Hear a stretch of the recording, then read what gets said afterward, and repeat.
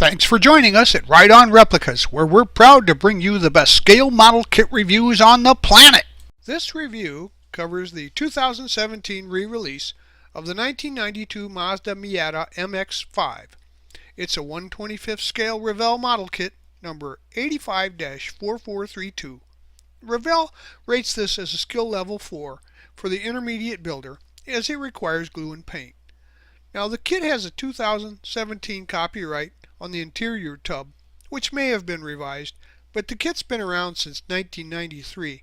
It has 94 parts molded in white, clear red, and chrome-plated parts and non-branded soft vinyl tires. The decals are water slide and include the dash instruments. The instruction sheets are the typical Revell book format, and this kit is a typical build with chassis, interior then body. Now the parts are molded crisply and clean, and they have little flash, so they've been well treated, and there are some fit issues, however, that need to be addressed. When you're finished, the overall length will be about 6 1/4 inches long, 3 1/4 inches wide, and 2 inches high. Here are the contents of this kit. As you can see, these parts all came out of the box. I opened it and there they were. Some people would call this an open box review by picking up every part, sprue, and trying to find words to describe them, but that won't help you build the model kit now, will it? So we're going to use some glues of different types, and we'll show you how to put her together. Here are the decals for this kit. As you can see, they're very colorful and the registry is great. I strongly suggest, though, for the larger decals, you use some of the micro scale type setting solutions or other products that you can find on the aftermarket to help these settle onto contours, especially around curves and contours. They need a little help like that. One thing you should keep in mind, though, is to make sure you follow the manufacturer's safety and use guidelines when using any of the products you see or hear mentioned here in the review. Here are the copyrights and stickers on the bottom of the interior tub, and you can sand them smooth, but they don't show after assembly, so there's not much need to do that. Although it's not really described as such on the box art, this is a 2-in-1 kit. You can either build a convertible with an up top or a boot, or you could build the sports car version, which is the version that I opted to. But as you can see here, you can use the up top, just tape off the window, and then cut the tape out around and spray the rest of the top with whatever color you choose to contrast with your body color. This kit is remarkably well preserved, with just a few minor issues, and it does have some light parting line flash and the normal places on the quarter panels front and rear. I've outlined those here so you can see where they're at, so just do a light scraping and then sand those smooth without biting into too much of the surface detail to preserve their shapes, color. One of the things that I do before I even begin my model is to do a compatibility spoon test with some styrene spoons to check to make sure that the paints I'm going to use do not have a reaction with each other. So first I spray it with the primer I'm going to use, and then the major color coats that I intend to use to make sure there's no crazing or orange peel, etc. I then gathered up all the pieces that I wanted to spray with some primer, and I used a Decal 1692 gray hot rod primer. That's a sandable primer in case you need to do that. And I coated all these parts on both sides with the primer. After the primer had dried, it appeared as if one of the seams or panel lines on the right side and the front of the door were pretty thin and narrow, and they had actually kind of been puckered as if they were repaired there in some way and made to look like they had buckled. So I sanded those flat, and also noticed that I needed to make the panel lines a little deeper now.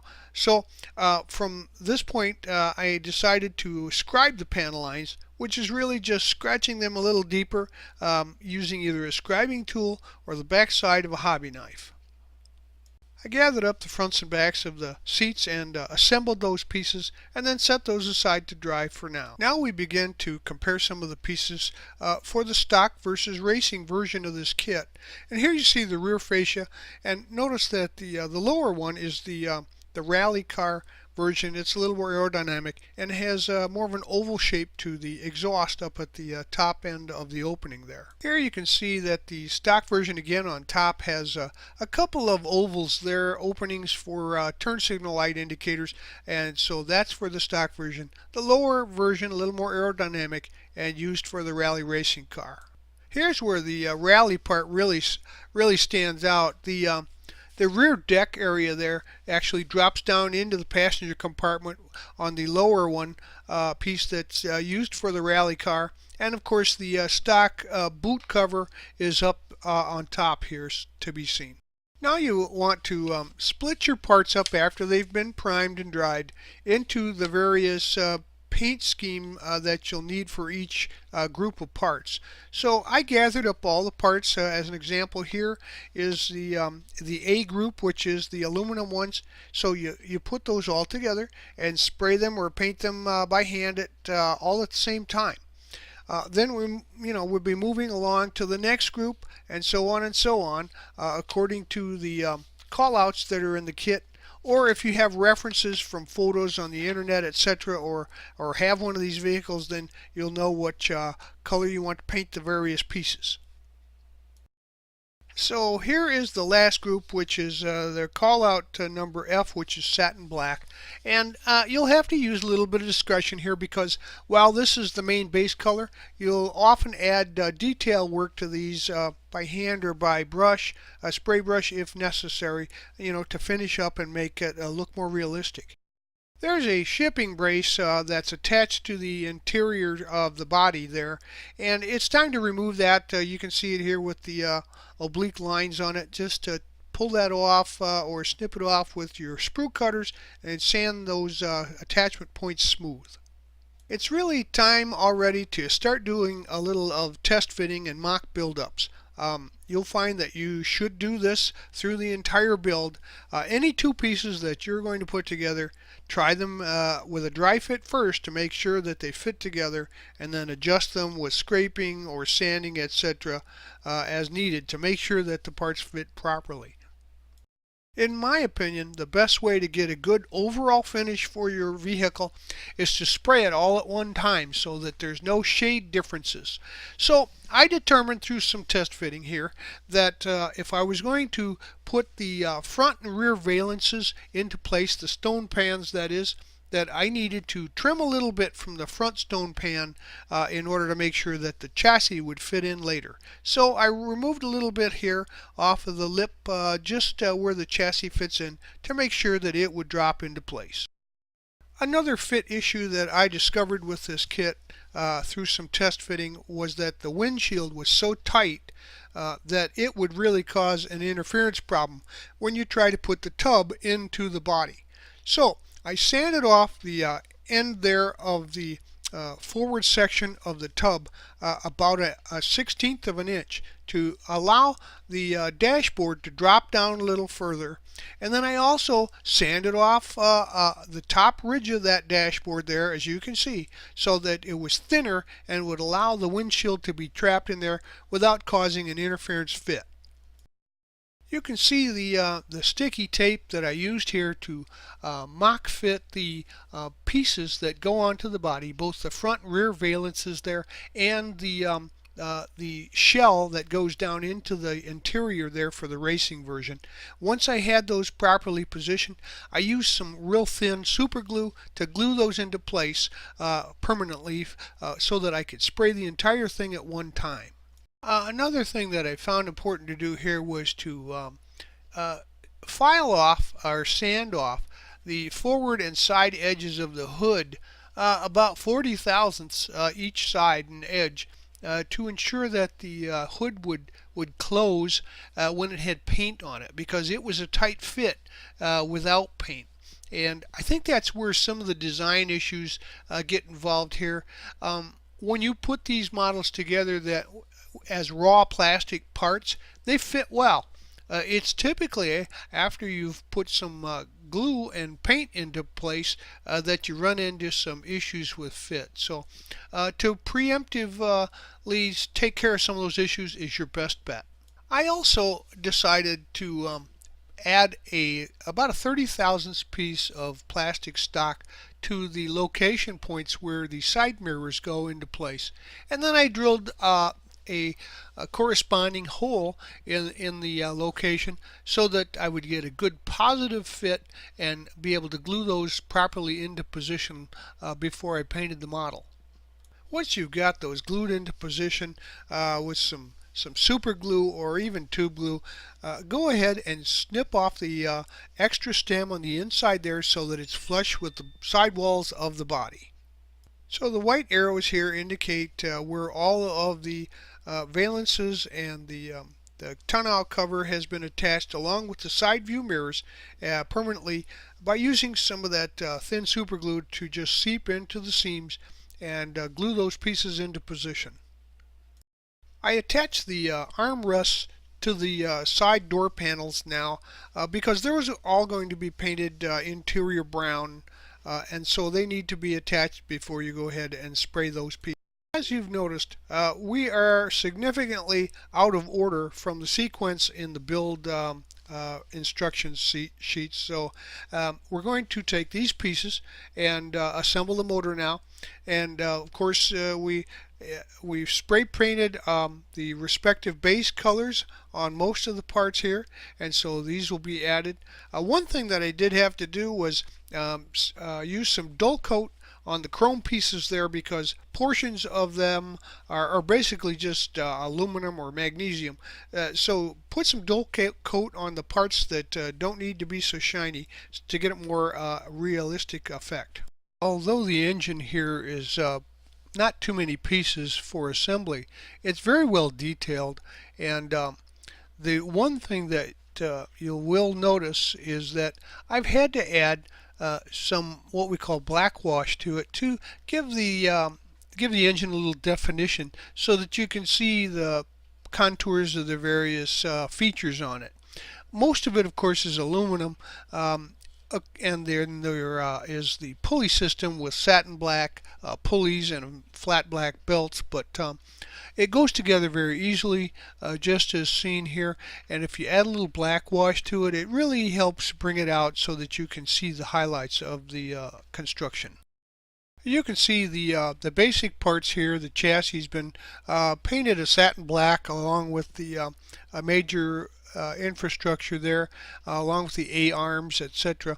And that gives it a kind of a sheen against some flat background there. Now on the suspension pieces, they're basically steel with some black rubber boots and joining pieces on the ends. The shock absorbers I painted gloss red, except for the coils, which first painted flat black and then added some dry brush silver so that you can see the springs involved there. And the rear end pumpkin has been painted aluminum along with the steel rods and black fixtures, and it also received a treatment of the black wash, which black wash is a 50-50 mix of paint and thinner, flat paint and thinner, so that it just brings out the recesses. And also on the chassis pan there itself, I also used a silver pencil to highlight some of the lines there, brake lines, etc., that are coming down on the lower section. So now we can go ahead and glue the rear suspension into place, and I would use super glue for this construction for strength. Also note that the shock towers are standing there, and they've been put in place with some slow setting glue because you'll be attaching those to the A-arms, and you'll need to use some slow setting glue on the ends of those tabs. And then you can use some super glue to make sure that the suspension points are glued into place securely. So go ahead and assemble these pieces now to button up that rear suspension. Just to remind you, always scrape off any paint or chrome plating that's on the glue joints wherever you're putting parts together to make sure you get a good bond. And I noticed here the next significant issue for fit. The engine transmission does not fit, allowing the motor to slide back onto the mounts as they are placed up forward there. So I had to remove a little bit of material from the back end where the back end of the transmission tunnel there meets the rear end pumpkin. So I took a little bit off of there, and then just to make sure that the length was proper for the engine to drop down into the motor mounts so that it wouldn't be sticking up and interfere with the hood fit. I still had a slight issue with the engine fitting in properly into the motor mounts. So I took a little bit of material off of the front edge of the tunnel there, where you see the red circles, and so that it would drop down properly and make sure there was no interference or height problem for the hood closure. Part placement of the steering linkage here is not real clear on the instructions. I found that it goes through the openings here marked by the white circles, and then I scratched a little bit of paint off of the floor pan there to just glue it into position, and then the ends of the tie rods are pointed towards the frame sections, of course, and so I just glued it into position there, and you can see here where it goes. Likewise, the front sway bar here uses these black kind of oblong notches that are in the frame and the matching portion on the sway bar, and it fits right into those notches on the frame, and the tie rod ends go up against portions of the assembly of the front steering mechanism there. So it's not real clear where they're placed, but just scrape the glue from those notches and drop it in. Make sure that the sway bar pieces are pointed towards the suspension. I highlighted the exhaust with aluminum for the mufflers and the catalytic converter, and once those had dried, I went ahead and installed the shortened engine and drivetrain into position on the motor mounts and against the rear pumpkin, and then glued the exhaust into place. There's a round post and peg hole on near the gas tank for the muffler to be seated into, and then the forward section just kind of mates up to the exhaust there, up towards the front right side when you've got the engine and chassis turned over on its upside down. So once those are in position, you can go ahead and put the upper A arms into place, and then just drop the shock absorber towers through there, and use a little slow setting glue to keep those into position until later on. And once I had gotten that into place, you can see the underside of the chassis here, and everything is in its proper position, and it looks pretty good, really, for much of the detail being molded in. It still has enough loose pieces to make it look pretty nice. Now we'll gather up these pieces to do the interior, and this of course is where there's a lot of detailing done.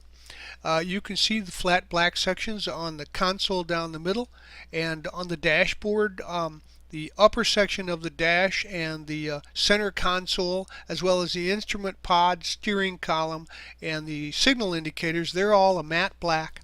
And even up forward, you see that the side panels have a matte black or a satin black finishes to the door handles and the speakers there. But the one curious thing is it appears to have a crank handle, even though it also has switch plates for electric windows. So I'm not sure if that's normal, but I painted them all flat black. The handle on the parking brake has a leather grip to it, as well as the shift knob. So we're going to install all of that together here. And forward of the foot panel, of course, is the rest of the engine well, and that's painted body color, except for highlighted items like the washer bottle, the air filter, that's white, and then various hoses and things are painted with black, flat black. Also, the firewall has been painted red on the outside, flat black on the inside, and the pedals, of course, are black with silver posts. And as you can see, all the pieces, including the brake booster here, are detailed and ready for assembly. Normally, race cars don't have carpeting, but I figured that this was probably like an SCCA race car, a rally type car, which somebody would probably just use, convert their own vehicle into a race car. So I went ahead and used some embossing powder here to add some of the carpet looking fixture or finishing to the bottom of the carpet and the back deck, so that it have more of a factory appearance. It's really easy to put this stuff on. You just make sure that you've got a base color that's similar to your interior color for a carpet type.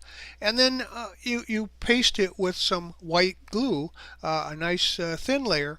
Sprinkle the embossing powder on, tamp it down, and then you turn it over and shake off any loose material, and you've got something that looks very much like factory carpeting. We can assemble the dashboard now.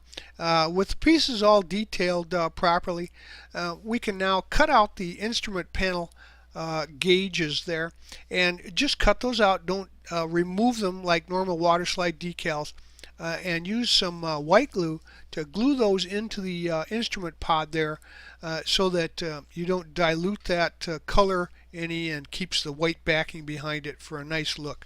And then assemble the steering column and place the instrument indicator stalks on top of that, and she's done. So now we have a detailed interior tub that's ready to install.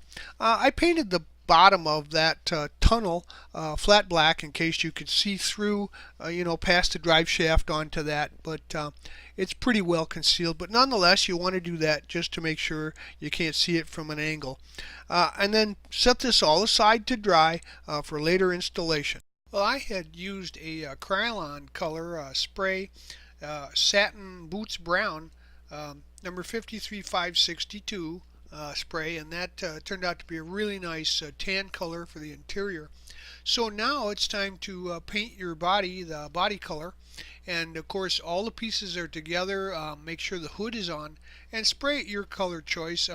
I used a Krylon gloss banner red, and that's part number 52108 there, but it's on the dark gray primer. It is almost an exact match for the Mazda Color Code SU, which was classic red for 1992. So give it a couple of light coats at first. Don't forget to do both the inside and then do the outside, and then build up layers until you get a nice even coverage all over the body of the vehicle. Once that's dry, you can add some satin black to the window posts and window trim there. I used a Sharpie marker around the windshield trim, and then I just painted the posts and the inside of the windshield frame with a satin black from a bottle paint. So now we can work on the wheels, and the rotors are painted steel colored with black calipers, and the backing plates are silver.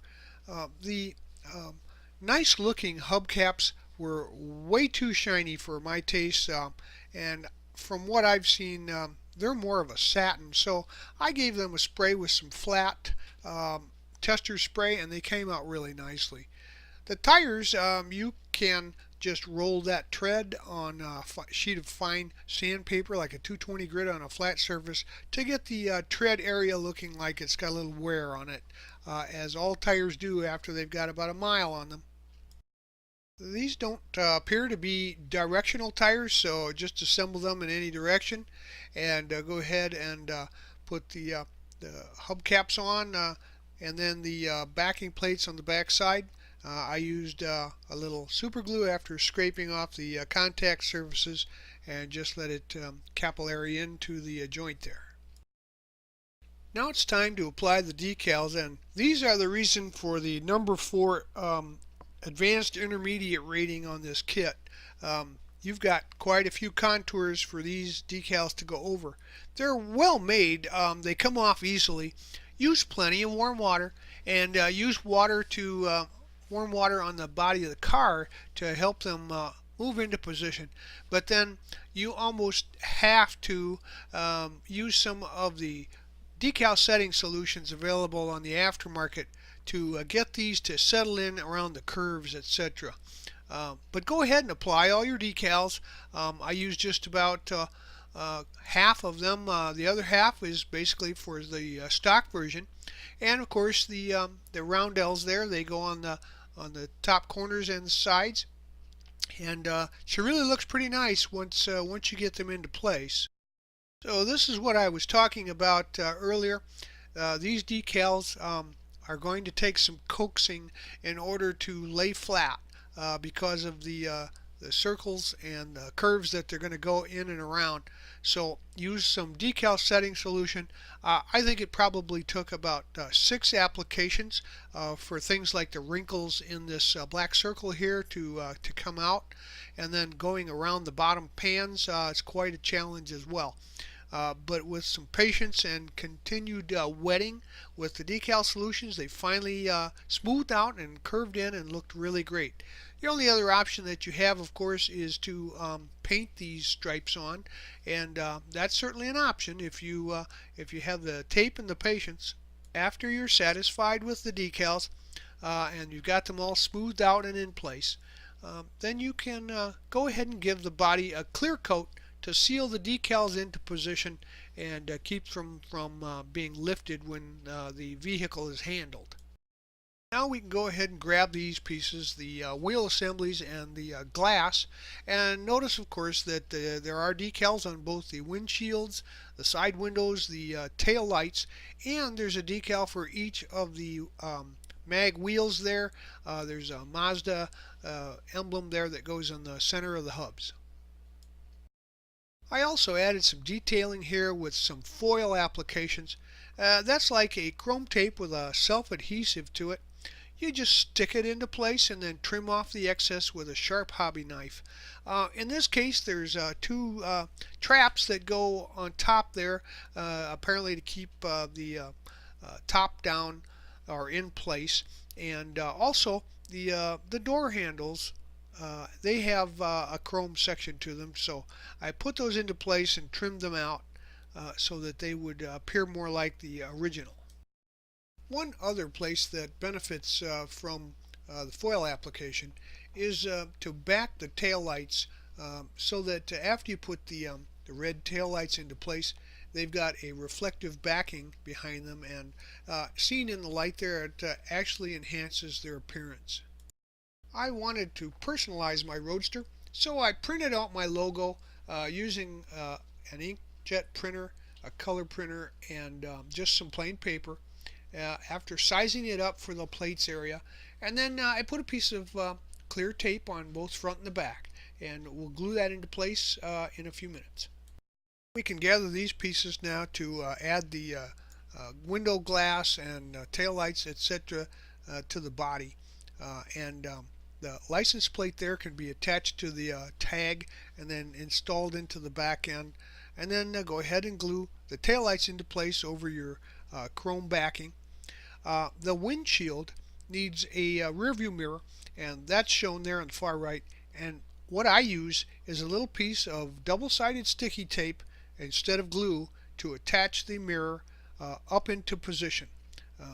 I've used this for years and I've never had one fall off yet, so I think it's a pretty good alternative to glue.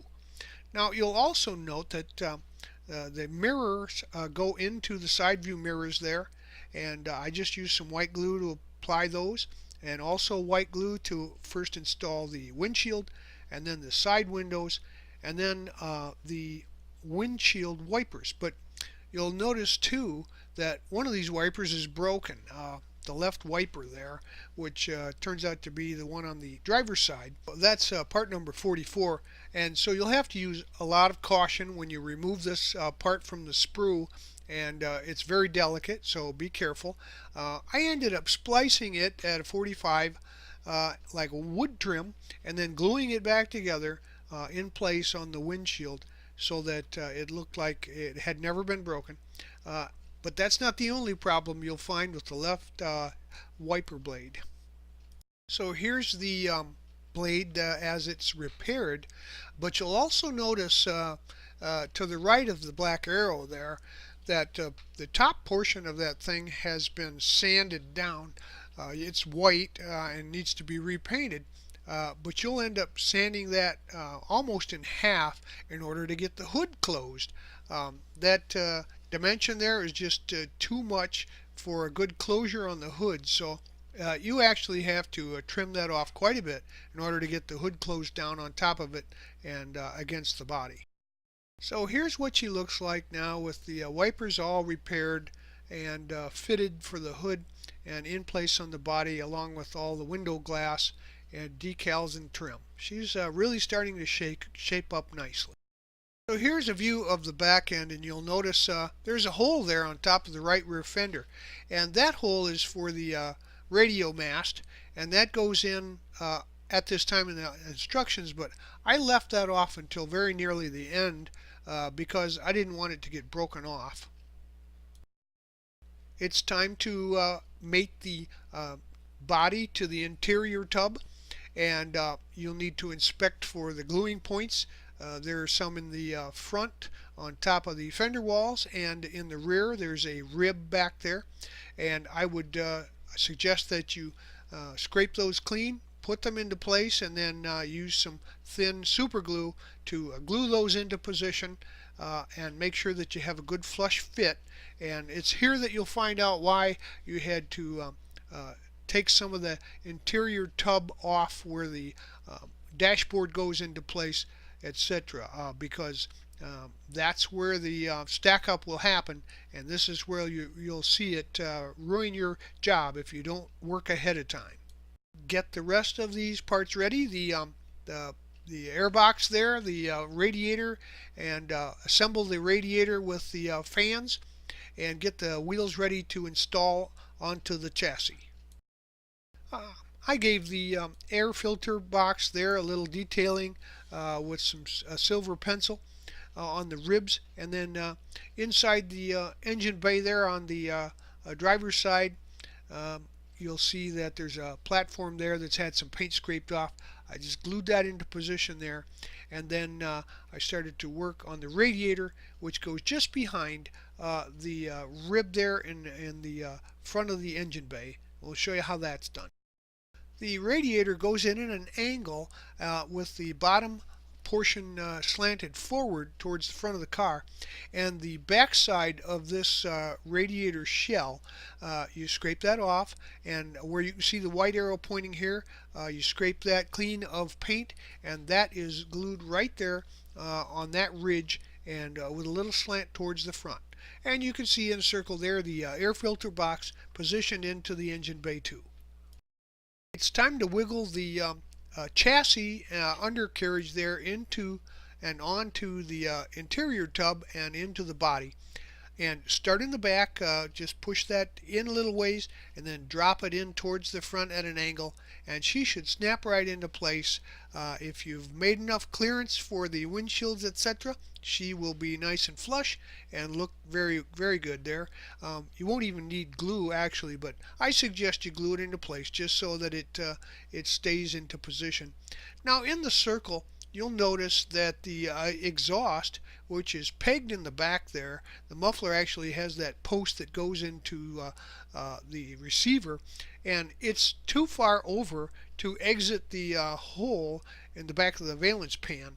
So I had to cut that off at the muffler and sand that smooth, and then take a little bit off of that bend so that I could move the muffler in closer, or the tailpipe in closer to the muffler, and then have it exit the hole properly. So you'll have to do that if you want to get a good clear exhaust look. And I also reamed out the end of the tailpipe there for a more realistic look, and glued it back into position so that it looked very natural.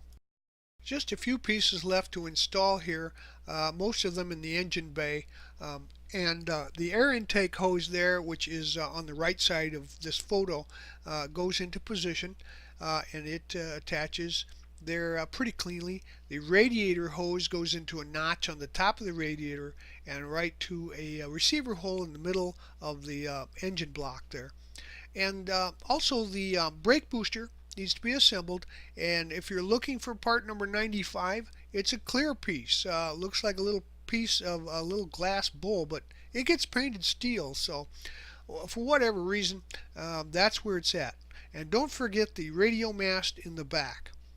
Also, I should tell you that one of the pieces, number 87, which appears to be a stoplight, high stoplight in the back, doesn't exist. I think they replaced that with one of the decals, which fits perfectly into place back there. So we're just about ready to wrap things up.